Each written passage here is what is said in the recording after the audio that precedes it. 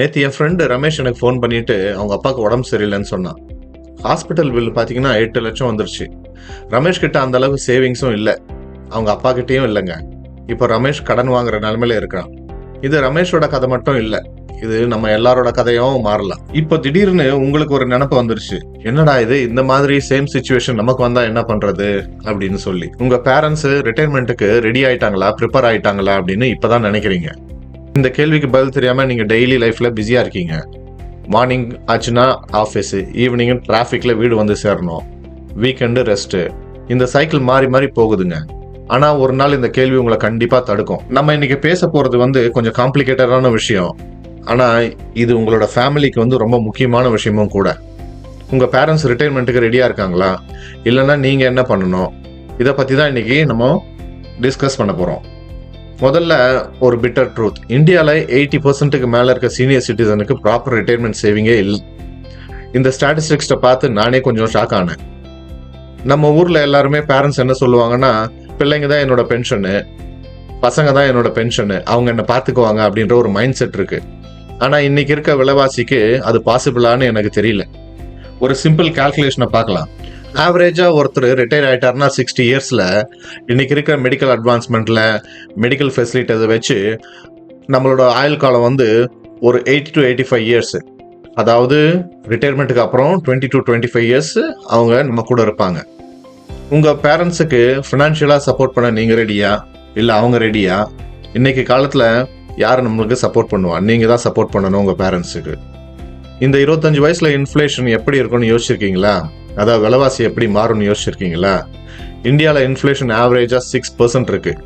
இன்னைக்கு உங்க அப்பா அம்மாவுக்கு மாசம் 30,000 ரூபாய் செலவாகுதுன்னா, இன்னும் 15 வருஷத்துல அதே வாழ்க்கை வாழறதுக்கு அவங்களுக்கு மாசம் 72,000 ரூபாய் தேவைப்படும். 20 வருஷம் கழிச்சு அதுவே 96,000 மாறிடும். மெடிக்கல் பில்லை விடுங்க, வெறும் ஃபுட்டுக்கும் மருந்துக்கும் மட்டுமே உள்ள செலவாகும். உங்க பேரண்ட்ஸ் கிட்ட இந்த அமௌண்ட் இருக்கா? உங்க அப்பாவுக்கு அம்மாக்கு கவர்மெண்ட் பென்ஷன் எதுவும் வருதா, இல்லை கவர்மெண்ட் ஜாப்ல இருந்தாங்களா? இதே பிரைவேட் கன்சர்ன்ல ஒர்க் பண்ணவங்களோட நிலைமை என்ன? இந்த பென்ஷன் மட்டும் போதுமா?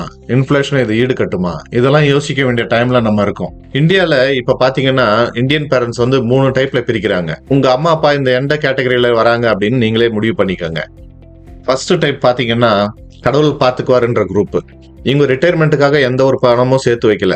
கடவுள் இருக்காரு, அவர் கைவிட மாட்டாரு, நான் கடவுளை நம்புறேன் அப்படின்னு சொல்லிட்டு இருப்பாங்க. ரியலிஸ்டிக்கா சொல்லணும்னா நம்மளோட முயற்சிக்கு தான் கடவுள் ஹெல்ப் பண்ணுவாரு. இந்த மாதிரி கேட்டகரியில நீங்க இருக்கீங்கன்னா இவங்களுக்கு நீங்க தான் இப்பவே உதவி செய்ய ஆரம்பிக்கணும். டைப் 2, என் பிள்ளைங்க மேனேஜ் பண்ணிக்குவாங்கன்ற குரூப். இது இந்தியாவில் மோஸ்ட் காமனு. நான் உன்னை படிக்க வச்சேன், கல்யாணம் பண்ணி வச்சேன், இப்போ நீ என்னை பார்த்துக்கோன்னு சொல்லாம சொல்லுவாங்க. இது ஒரு பாசத்துல சொல்ற விஷயம்தான், ஆனா பிராக்டிக்கலா பார்த்தா இது ஒரு ஃபினான்ஷியல் பர்டன். ஏன்னா உங்களுக்கே இஎம்ஐ இருக்கு, ஸ்கூல் பசங்க ஃபீஸ் இருக்கு, பிளஸ் பர்சனலா நிறைய செலவு இருக்கு. டைப் 3, த ரேர் ஒன்ஸ், என்கிட்ட பிளான் இருக்குன்னு சொல்ற குரூப். அவங்க கிட்ட எஃப்டி இருக்கும், பிபிஎஃப் இருக்கும், மேபி மியூச்சுவல் ஃபண்டு கூட இருக்கலாம். இந்த மாதிரி பேரண்ட்ஸ் உங்களுக்கு கிடைச்சிருந்தாங்கன்னா நீங்க கொஞ்சம் லக்கி தான். ஆனா அவங்க கிட்ட இருக்க பணம் இன்ஃப்ளேஷனை விட அதிக ரிட்டர்ன் தருதான்னு நீங்க செக் பண்ணி பார்க்கணும். உங்க அப்பா அம்மா இதுல எந்த கேட்டகரியில வராங்க? டைப் 1ஆ, டைப் 2ஆ, இல்ல லக்கி டைப் 3ஆ? கமெண்ட்ஸ்ல சொல்லுங்க, பார்க்கலாம் எத்தனை பேர் பிளான் பண்ணியிருக்காங்கன்னு. சரி, இதுக்கு சொல்யூஷன் தான் என்ன அப்படின்னு சொல்றது கேக்குது. சரி, ஃபர்ஸ்ட் ஸ்டெப், மந்த்லி எக்ஸ்பென்ஸை கால்குலேட் பண்ணுங்க. இன்னைக்கு அவங்களுக்கு சாப்பாடு, எலக்ட்ரிசிட்டி, டிரான்ஸ்போர்ட், அப்புறம் மாசம் மாசம் வாங்குற மாத்திரை எல்லாத்தையும் கூட்டி ஒரு கணக்கு போடுங்க. ஆவரேஜா 30,000 வருதுன்னு வச்சுக்குவோம். ஸ்டெப் 2, ஒரு எமர்ஜென்சி பஃபர். வருஷத்துக்கு ஒரு முறை வர பெரிய செலவு, அதாவது ஹோம் டேக்ஸ், கவரேஜ், ஒரு ஸ்மால் டூர், இதெல்லாம் சேர்த்து ஒரு 4 to 5 lakhs வருதுன்னு வச்சுக்கலாம் ஆவரேஜா. அடுத்தது கால்குலேஷன், இதுதான் ஹைலைட். அவங்களுக்கு மாசம் ஒரு 40,000 வேணும்னா வருஷத்துக்கு 4 lakhs வேணும். அதை 25ஆல பெருக்குங்க. அப்பதான் அந்த பணத்துல வர வட்டியில அவங்க வாழ்க்கை நடத்த முடியும். அப்படின்னா கிட்டத்தட்ட 1.2 crores to 1.5 crores. அதுதான் மொத்தமா அவங்களுக்கு தேவை, அதுதான் அவங்க கிட்ட இருக்கணும்.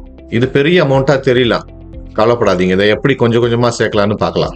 இப்போ ஆக்ஷன், முக்கியமான 4 ஸ்டெப்ஸ். உங்க பேரண்ட்ஸ் கிட்ட பேசுங்க. இது ஆக்வர்டா ஃபர்ஸ்ட் ஃபீல் ஆகும். அப்பா உங்க அக்கௌண்ட்ல எவ்வளவு இருக்குன்னு கேட்டா தப்பா தான் நினைப்பாங்க.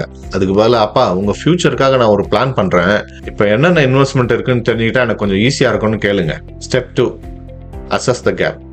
அவங்க கிட்ட இருக்க எஃப்டி, பிபிஎஃப், எல்ஐசி, அப்புறம் ஏதாவது நிலம் இருந்தால் எல்லாத்தையும் ஒரு லிஸ்ட் அவுட் பண்ணுங்க. மொத்த மதிப்பு வந்து ஒரு 50 lakhs வருதுன்னு வச்சுக்கோ. ஆனால் நமக்கு தேவையோ 1.5 crores. மீதி 1 கோடிக்கு என்ன பண்ணலாம்னு யோசிக்கணும். Step 3, investment strategy. 60 இயர்ஸ்க்கு மேல ரிஸ்க் எடுக்கக்கூடாது. சீனியர் சிட்டிசன் சேவிங் ஸ்கீம் இருக்கு. அதுல 8% மேல இன்ட்ரெஸ்ட் கொடுக்குறாங்க. ரொம்ப சேஃப். PMVVY இதுவும் ஒரு நல்ல பென்ஷன் ஸ்கீம் தான். டெப்ட் மியூச்சுவல் ஃபண்ட்ஸ் எஃப்டியை விட கொஞ்சம் அதிகமாக ரிட்டர்ன்ஸ் தரும், ஆனால் ஓரளவு சேஃப். ஸ்டெப் 4, உங்களோட கான்ட்ரிபியூஷன். நீங்கள் இப்போ ஏர்ன் பண்ணுறீங்கன்னா மாதம் ஒரு 5,000 இல்லை 10,000 rupees அவங்க பேரில் ஒரு பேரண்ட் ரிட்டைர்மெண்ட் ஃபண்டாக ஆரம்பித்து இன்வெஸ்ட் பண்ணுங்க. இது அவங்களுக்கு நீங்கள் பெரிய ஹெல்ப் பண்ணுற மாதிரி. எல்லாரும் ஒரு பெரிய தப்பு பண்ணுறாங்க. என்கிட்ட ஒரு 50 lakhs எஃப்டியில் இருக்குது, ஏதாச்சும் வந்ததுன்னா பார்த்துக்கலாம் அப்படின்னு நினைக்கிறாங்க. ஆனால் ஒரு சின்ன கேன்சரு இல்லை ஒரு பெரிய ஹாஸ்பிட்டல் பில்லு இல்லை பெரிய ஹார்ட் சர்ஜரி வந்தாலும் அந்த 50 lakhsம் 10 நாளில் காணாமல் போயிடும். எல்ஐசி வேற, ஹெல்த் இன்சூரன்ஸ் வேறங்க. எல்ஐசி அவங்க இறந்ததுக்கு அப்புறம் கிடைக்க போகிற பணம். ஆனால் ஹெல்த் இன்சூரன்ஸ் அவங்க உயிரோடு இருக்கும்போதே ஹாஸ்பிட்டல் பில்லு கட்டுறதுக்கு ஹெல்ப் பண்ணும். 60 வயசுக்கு மேலே ப்ரீமியம் ஆரம்பித்து அதிகமாக தான் இருக்கும். அதனால இப்போவே டைம் இருந்ததுன்னா இப்போவே ஆரம்பிச்சுடுங்க. அதுக்கு மேலே அவங்க ஆயுஷ்மான் பாரத் ஸ்கீமில் எலிஜிபிள் ஆகிறாங்களான்னு செக் பண்ணுங்க. அது இல்லைன்னா ஒரு ப்ரைவேட் ஹெல்த் இன்சூரன்ஸ் கண்டிப்பாக எடுங்க. டாப் அப் பிளான் எடுத்தீங்கன்னா கம்மி காசில் அதிக கவரேஜ் கிடைக்கும். இதை பற்றி தெரியலன்னா கமெண்ட் பண்ணுங்க, நான் ஒரு தனி வீடியோ போடுறேன். உங்கள் பேரண்ட்ஸ் உங்களுக்கு என்னென்னலாம் பண்ணியிருக்காங்கன்னு ஒரு நிமிஷம் யோசிங்க. ஸ்கூல் ஃபீஸு, காலேஜ் ஃபீஸு, உங்கள் கல்யாணம், உங்களுக்கு எதாவது அவசரம்னா உடனே நகையை வித்தாவது காசு கொடுத்துருப்பாங்க. இந்த டைமில் அவங்களுக்கு நீங்கள் ஃபினான்ஷியல் சப்போர்ட் தராமல் இருந்தால் எப்படி? பேரண்ட்ஸுக்காக ஃபினான்ஷியல் பிளானிங் பண்ணுறது வந்து பெரிய பேர்டன் இல்லை. இது உங்களுக்கும் உங்கள் பேரண்ட்ஸுக்கும் நீங்கள் தேடிக்கிற பீஸ் ஆஃப் மைண்டு. அவங்க நிம்மதியாக இருந்தால் தான் நீங்கள் உங்கள் வேலையில் கான்சென்ட்ரேட் பண்ண முடியும். இந்த வீடியோ உங்களுக்கு யூஸ்ஃபுல்லாக இருந்ததுன்னா உங்கள் ஃப்ரெண்ட்ஸுக்கு, சிப்ளிங்க்கு ஷேர் பண்ணுங்கள். ஏன்னா நம்ம மட்டும் வளர்ந்தா போதாது, நம்ம சுற்றி இருக்க குடும்பங்களும் நிம்மதியாக இருக்கணும். நம்ம சுற்றி இருக்க ஃபேமிலியும் நிம்மதியாக இருக்கணும், நம்ம ஃபேமிலியும் நிம்மதியாக இருக்கணும். ஏன்னா நம்ம குடும்பம் மட்டும் வளர்ந்தா போதாது, நம்ம சுற்றி இருக்க குடும்பங்களும் நிம்மதியாக இருக்கணும். அடுத்த வீடியோவில் பார்க்கலாம். நன்றி.